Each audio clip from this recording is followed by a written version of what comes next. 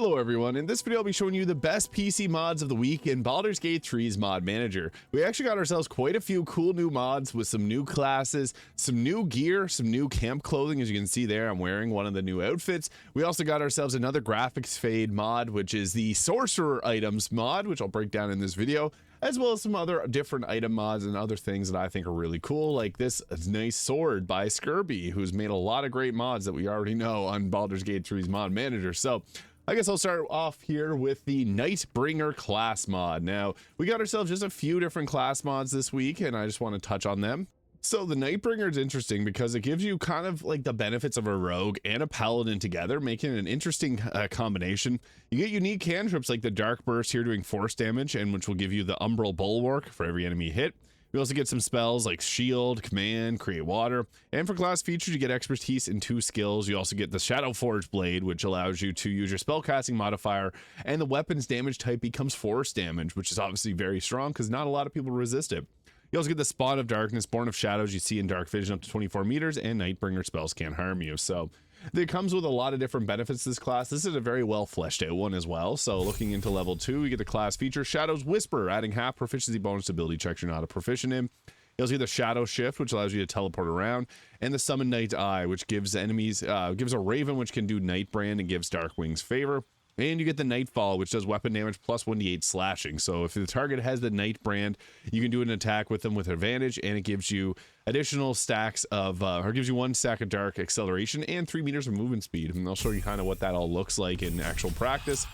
At level 3, you get the Echo of Oblivion, dealing additional 2d12 or 2d10 of force damage whenever you do your attack with Nightfall, and the bonus damage increases by 1d10 every odd numbered character level.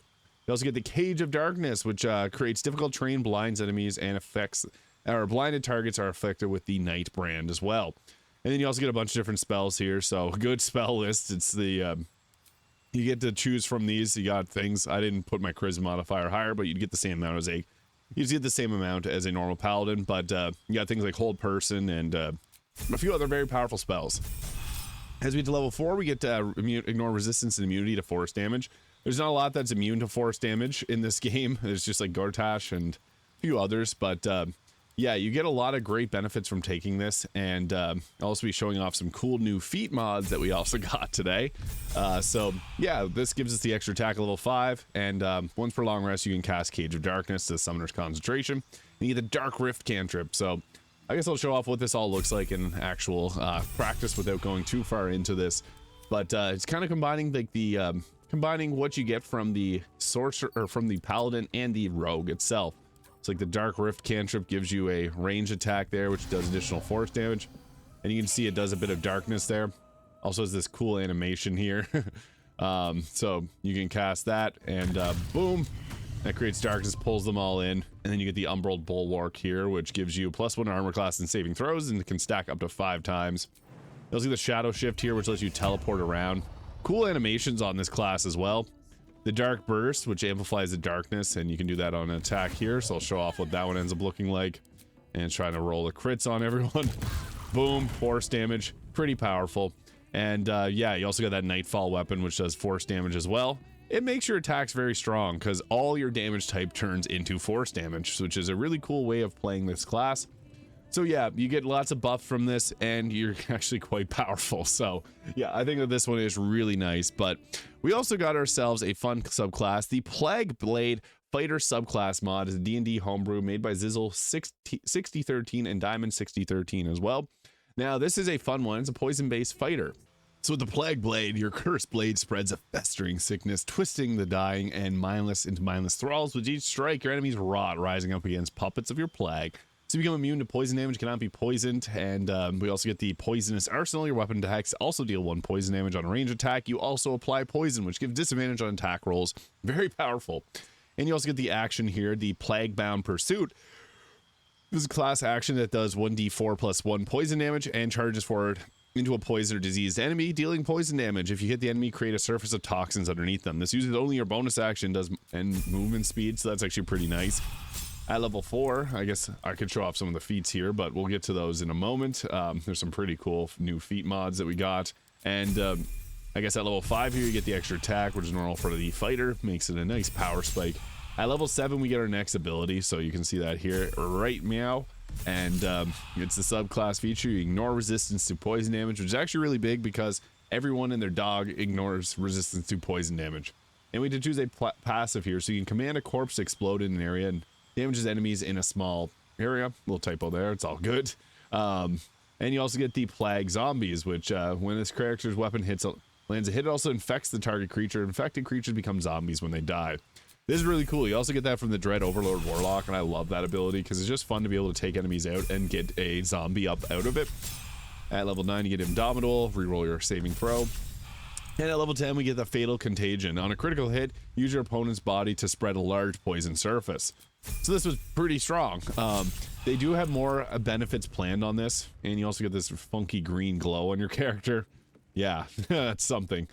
So with this, you got your Plaguebound Pursuit, which lets you move in. Unfortunately, you can't use it on a use it on your own team, but yeah, every attack you do will deal a little bit of poison damage. So yeah, and then you create you set up poison there, they become sickly, and it's pretty powerful. So this is a work in progress mod. They do plan to have some more stuff get added to it, so you can stay tuned for that because I think it's a really interesting class mod. I'm a big fan of D&D homebrew. Now this class mod, the Silven Sorcerer, I love the idea of it. However, just a little PSA, I downloaded this mod and it made my magic mirror not work, and I was currently spec'd into the sorcerer at the time, and it removed all my spells off of my spell bar. So I think there is a bit of an issue with this mod, but I love the idea of it. This is what I played in Pathfinder Wrath of the Righteous. I love the Silven Sorcerer. This class mod will add the Druid spell list to the Sorcerer. In addition to this, it'll also add a Beastmaster companion to the subclass, similar to what you'd get with the Silven Sorcerer in like Pathfinder. So I like the idea of this. Unfortunately, didn't work for me. It just crashed my game every time that I tried to use the magic mirror, and I couldn't do anything else with it. So unfortunately, I can't really show that off. I just wanted to mention it because I like the idea quite a bit. Now, we also got ourselves the Chaos and Control Sorcerer Equipment mod made by Graphic Fade. I love this mod because I'm a big fan of everything. I've covered every single item that they made previously, and this one adds 33 new items. So with this, you get like level 1 items. So the light crossbow of the Spellstorm. At the start of combat, the crossbow activates, causing bolts of magic energy to lash out. For 3 turns, whenever a creature attacks you, the attacker takes force damage. This is cool because the sorcerer doesn't really have much benefit of using a bow. This will give them a little bit of protection. It's only 1d4, so it's not actually broken. We have the Arcane Resonance Staff here, which gives you the inner tap. So whenever you are using this weapon, I guess it won't let me swap it. It has to be a sorcerer that uses it. This basically gives you sorcery points. We got the Ring of Subtle Sorcery, giving +1 to spell save DC. Actually a really nice ring. When you cast a spell and expend a sorcery point, you gain +1 armor class for 2 turns. Pendant of Arcane Augmentation. When you're not wearing armor, you add your charisma modifier to your armor class. And if you get hit with a weapon attack, they take -2 force damage. They would take force damage equal charisma modifier, I'm pretty sure. Had a rebounding force, so whenever you hit with a melee attack, the attacker must make a strength saving throw of 12. Failed save, they are knocked prone. The Robe of Shared Essence. When you cast a level 1 spell or higher, gain at least 1 sorcery point, and spend at least 1 sorcery point. You gain temporary health points equal to the spell's level plus your charisma modifier. That's pretty nice. And I guess I'll just look at the level 3 gear here, or talk about it. You get the Amethyst Heartstone. So when the Heartstone is equipped, you get a +2 to spell save DC and armor class. Pretty nice. Staff of Channeled Power. When casting spells, you roll your damage die twice and use the highest result, which is actually a huge power spike in damage. Grimoire of the First Sorcerer. Add your charisma modifier to Constitution saving throws. That is huge for holding concentration on spells. And when you kill a creature, you have a chance to restore a random amount of sorcery points up to 5. That is huge, huge, huge. We also got the Amulet of Infinite Wellspring. So this amulet floods your well-being with raw magical energy, allowing you to draw upon its infinite reserves of sorcery points once per turn. Pretty useful. We also got ourselves the Hood of the Spell Mastery. You gain advantage on Constitution saving throws, and your spells have a chance to apply a random debuff. Actually really cool, because you could add like Contagion to your spells. When you have 2 or more unused sorcery points, you get a +2 bonus to armor class. It's really cool to see how all these end up working. Once again, Graphic Fade has outdone themselves with this Chaos and Control equipment, so just want to highlight this because I know a lot of people really love their mods, myself included, and I've done a video talking about every single item that they've covered or made in the past, so you can check that out. Also, if you want to see every single item, it is on Nexus Mod, so you can just go through there if you just want to look at all the items. So it's linked in the mod.io description and in my video description here. But we also got ourselves this, the CL Leaves of Grass Druid Gear mod by Copper Leaves. Now, this adds 78 new items, and that's the gear that you see my character wearing there, because it also adds a bunch of camp clothing, and some of them look very skimpy, I guess we'll say. So here's another one of the camp outfits. They just look nice. I know this was in another outfit mod, so we have had something similar in the past, but I still think this is a great mod because this adds, again, a bunch more items. They are a bit overpowered in certain ways, but I think that's fine. It's meant for fun. That's what mods are all about. So it also has Spore Druid and Earth Moon Druid equipment here that's kind of specific to it. This would increase your armor class. They give you a few different benefits depending on the subclass you pick. And yeah, this is just another really fun mod that adds a whole new layer to the game if you want to really specialize in a certain class. Yeah, it's pretty good. There's the Spore Witch corset here. So yeah, you can see they look really nice. The pieces of equipment are all very well done. And yeah, just have a lot of really good things to say about this mod, so I definitely recommend you check this one out. I think this might be one of my favorites that they've put out. Copper Leaves has done a lot of other ones. You probably downloaded some of their mods, but yeah, I love the Astarion picture there. We also got ourselves 11 Greatsword Lightning Blade, and that's the, it's not normally supposed to glow green. That's the mod that I'm using right now, that class. But you can see there, this weapon, when you land a critical hit, deals additional 1d10 thunder damage. At the start of your turn, you get 1 stack of Gauss, stackable up to 2.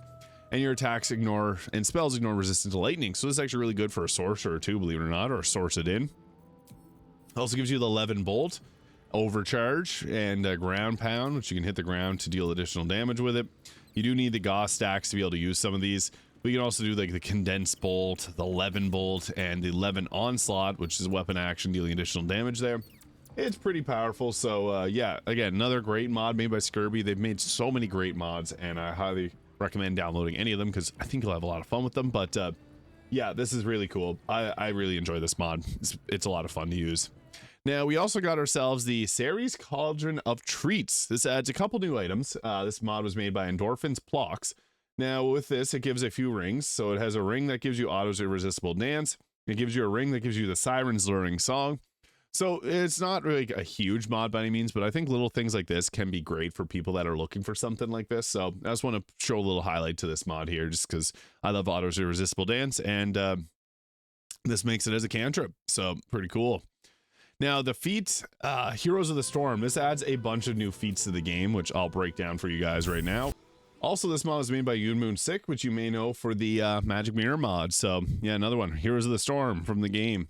And with this, it gives you a few options. So you got like the Psionic Mastery and +1 to intelligence and learn a new psionic ability. You got like Tentacle Strikes, doing additional psychic damage.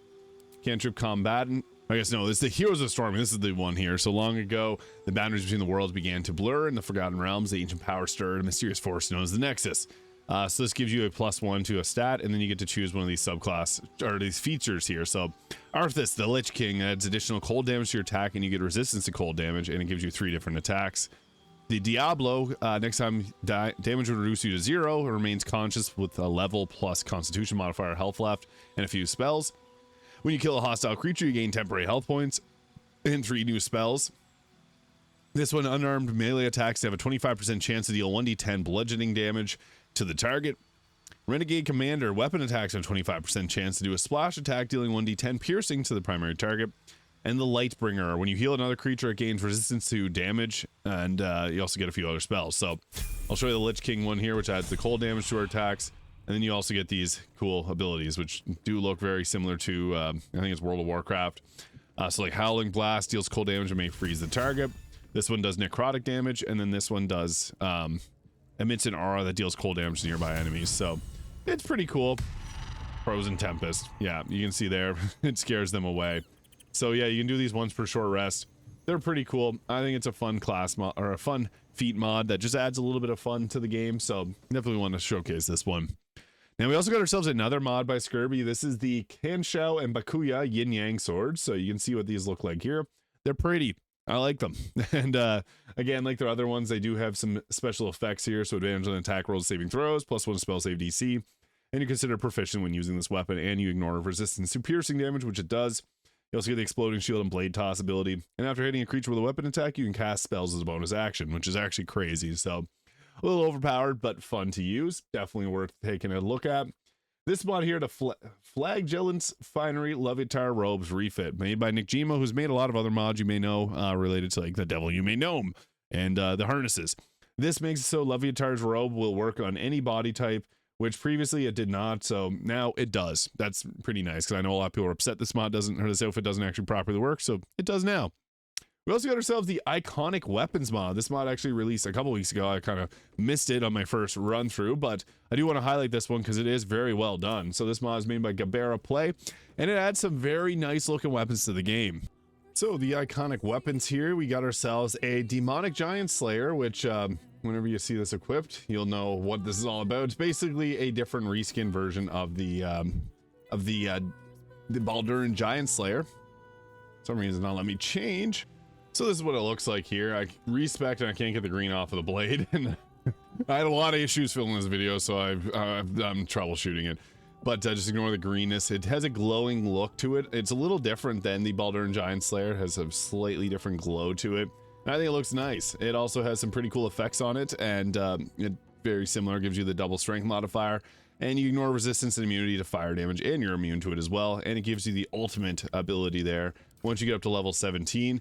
Which gives you a really strong fireball spell. So as you level up, these weapons do get stronger. And like the Heaven's Divider, which is a very nice looking staff, you can see this one here. So yeah, it's got that cool glowing purple on it. It's a beautiful weapon. It also gives yourself the Void Blast, Ultimate Abyss Gate, Void Jaunt, and Void Transposition. And the force damage ignores immunity and resistances, and you become immune to force damage, and a +5 to spell CC. Pretty strong. Now, there's also the Tempest Blade here, and I think this is my favorite one because it has this lightning going through it. That just looks really nice, right? Yeah, it's an amazing blade. This one also gives you immunity to lightning damage. You gain 2 lightning charge whenever you deal damage. You're going to use spellcasting modifier, and you get all these lightning effects here. So, another really nice one. And we also got ourselves the Angelical. This gives you immunity to necrotic damage. It's more of a necromancer style blade. And you can soul harvest and give yourself a free cast of a necromancy spell. And it's got this cool little glow at the top of it there. Yeah, these weapons look amazing. There's also a poison blade, a poison scimitar. I was having issues updating this mod. I was having a lot of issues. This video took me like 3 or 4 hours to film, unfortunately. So I was having some issues with getting them all to work properly. But yeah, they also have another item in their mod. So just want to shout out that. Gabera Play is also in my Discord server, so you can check that out if you want to thank them for their awesome mod. So there's the other one, Haster's Disciple, which is a poison scimitar. Very cool. So yeah, absolutely love these weapons. They just add a lot more to the game, and they're looking to add more to it as well. So yeah, Gabera Play did a great job with this mod. And yeah, we also got ourselves a couple more fun mods. We got this Coquette Boo. This is a mod made by Poisey Libre. This just gives a little bow to Boo. I think that's cute. Boo is one of my favorite characters in Baldur's Gate 3, so I love anything that just, you know, is revolved around him. There was a mod that added a large Boo to the game, and it broke my game. But this one didn't break my game. But I had to unfortunately install it whenever I was having crashing issues. And yeah, it just looks nice. It's a cute little bow on Boo. And finally, we got ourselves the Crypto Hacks Camp Gear, which adds this nice outfit for Shadowheart to the game. Another mod made by Crypto Hack. You may know them for some of their other mods like the Marauder, Rogue, and I got a few other ones here. This is a cool one, just another camp outfit mod, so just want to highlight that there. But yeah, that is the best mods of the week for the week ending March, I guess, 1st. And yeah, a lot of really great mods that got released here, so let me know your favorite in the comments below. Hit the subscribe button if you haven't already for more mod updates in Baldur's Gate 3, and I'll see you all in the next video. Thank you so much for watching.